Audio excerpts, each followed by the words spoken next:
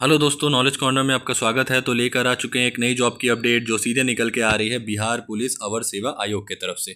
जी हाँ दोस्तों, बिहार पुलिस अवर सेवा आयोग की तरफ से पुलिस सब इंस्पेक्टर की वैकेंसी निकाली गई है। तो चलिए आगे इस वीडियो में जान लेते हैं इस वैकेंसी से रिलेटेड हर एक इंपॉर्टेंट डिटेल्स जो आपके लिए जानना बेहद ज़रूरी है। वीडियो को शुरू से अंत तक देखिएगा दोस्तों, और अगर वीडियो पसंद आए तो वीडियो को लाइक, चैनल को सब्सक्राइब, साथ ही अपने दोस्तों के साथ ज़रूर शेयर कीजिएगा। तो चलिए शुरू करते हैं। तो सबसे पहले जान लेते हैं दोस्तों इसकी इंपॉर्टेंट डेट्स की डिटेल्स। तो यहाँ पर आप देख सकते हैं इसका ऑनलाइन एप्लीकेशन 26/9/2025 से शुरू होगा, जिसका आखिरी डेट देख सकते हैं 26/10/2025 तक का दिया गया है।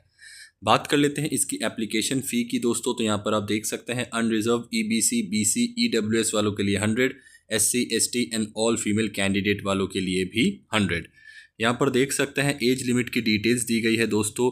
एज कैलकुलेट 1/8/2025 के अकॉर्डिंग किया जाएगा। मिनिमम एज 20 साल सभी कैटेगरी के लिए, maximum age 37 years unreserve male के लिए, अनरिजर्व फीमेल के लिए 40 साल, OBC के लिए 3 साल का एज रिलैक्सेशन और SC ST के लिए 5 साल का एज रिलैक्सेशन इसमें भी दिया गया है। बात कर लेते हैं नंबर ऑफ वैकेंसी की। तो यहाँ पर आप देख सकते हैं 1799।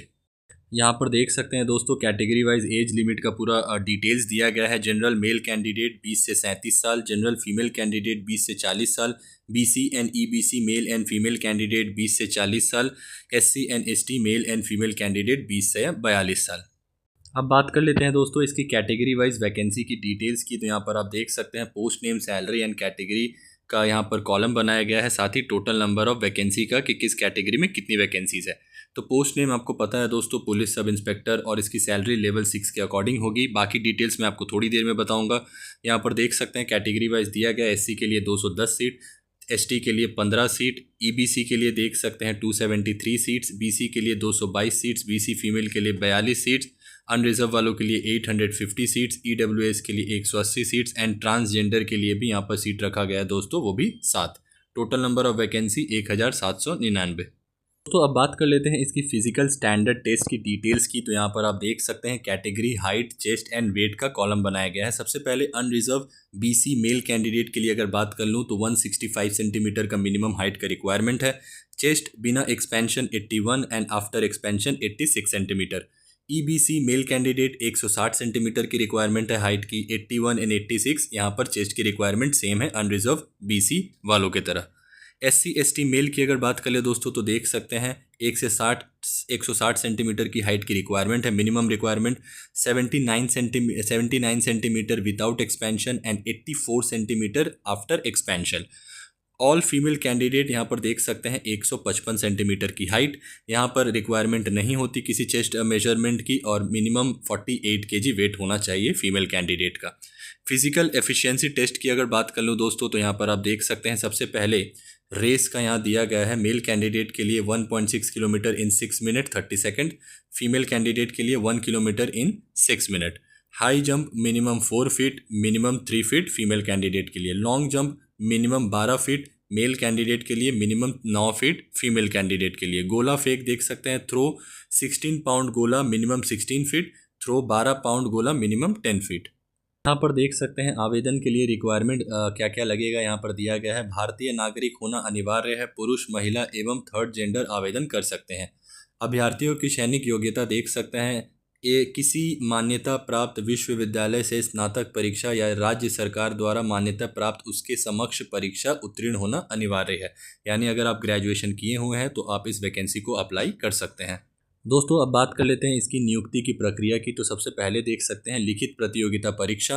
आवेदन पत्रों के संग्रहण के उपरांत आवेदन पत्रों की समीक्षा की जाएगी एवं जिन अभ्यर्थियों के आवेदन पत्र सही पाए जाएंगे उनके लिए लिखित प्रतियोगिता परीक्षा का आयोजन किया जाएगा। लिखित परीक्षा 2 चरणों में होगी, यथा प्रारंभिक एवं मुख्य परीक्षा, मेन, प्री और मेंस। लिखित परीक्षा के सभी पत्र बहुविकल्पीय प्रश्नों पर आधारित होंगे। प्रथम चरण प्रारंभिक परीक्षा में 200 अंक का एक पत्र होगा जिसमें प्रश्नों की कुल संख्या 100 होगी एवं परीक्षा की अवधि 2 घंटे की होगी। उक्त पत्रों में सामान्य ज्ञान एवं समसामयिक मुद्दों से संबंधित प्रश्न पूछे जाएंगे। इसमें 30% से कम अंक प्राप्त करने वाले अभ्यर्थियों मुख्य परीक्षा के लिए असफल घोषित किए जाएंगे। मिनिमम क्वालिफाइंग आपको 30% रहने वाला है। प्रारंभिक परीक्षा में प्राप्त अंकों के आधार पर रिक्तियों के 20 गुना सफल अभ्यर्थियों का चयन मेधा क्रमानुसार आरक्षण कोटिवीर किया जाएगा। मुख्य लिखित परीक्षा हेतु अर्हता प्राप्त अभ्यर्थियों की पर्याप्त संख्या में अनुपलब्धता की दशा में उक्त अनुपात उपयुक्त रूप से कम किया जाएगा। यहाँ पर देख सकते हैं नॉर्मलाइजेशन की प्रक्रिया होगी, यहाँ पर ये दिया गया है। द्वितीय चरण मुख्य परीक्षा। प्रारंभिक परीक्षा में सफल अभ्यर्थियों को मुख्य परीक्षा में सम्मिलित होने का अवसर प्रदान किया जाएगा। मुख्य परीक्षा में 2 पत्र होंगे। प्रथम पत्र 200 अंक का सामान्य हिंदी का 2 घंटे का यहाँ पर होगा। 100 प्रश्न होंगे एवं न्यूनतम अर्हतांक 30% अंक प्राप्त करना अनिवार्य होगा, अन्यथा उन्हें अयोग्य घोषित कर दिया जाएगा। सामान्य हिंदी पत्र का प्राप्तांक मेधा निर्धारण में नहीं जोड़ा जाएगा, यानी सामान्य हिंदी का जो मार्क्स होगा वो फाइनल मेरिट में नहीं जोड़ा जाएगा।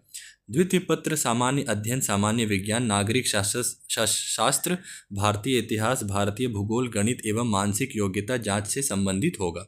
द्वितीय परीक्षा का पूर्णांक 200 होगा, जिसमें प्रश्नों की कुल संख्या 100 होंगी एवं परीक्षा की अवधि 2 घंटे की होगी। दोनों चरणों की परीक्षा में प्रत्येक गलत उत्तर के लिए 0.2 अंक काटा जाएगा। उत्तर पुस्तिका 2 प्रतियों में होगी, जिसकी एक प्रति आयोग के पास सुरक्षित रखी जाएगी। मुख्य लिखित परीक्षा के आधार पर रिक्तियों के 6 गुना अभ्यर्थियों का चयन कोटिवीर मेधानुसार शारीरिक दक्षता परीक्षा के लिए किया जाएगा, यानी मेंस में भी आपका 6 गुना ज़्यादा अभ्यर्थियों को सिलेक्ट किया जाएगा जो आपका फिजिकल टेस्ट होगा उसके लिए। अभ्यर्थियों को शारीरिक दक्षता परीक्षा में मात्र उत्तीर्ण होना आवश्यक होगा।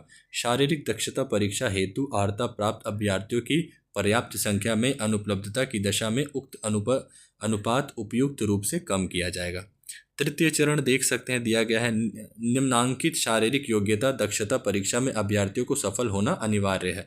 क्वालिफाइंग इन नेचर होगा, क्वालिफाई अगर आप नहीं कीजिएगा तो आप यहाँ से बाहर हो जाइएगा।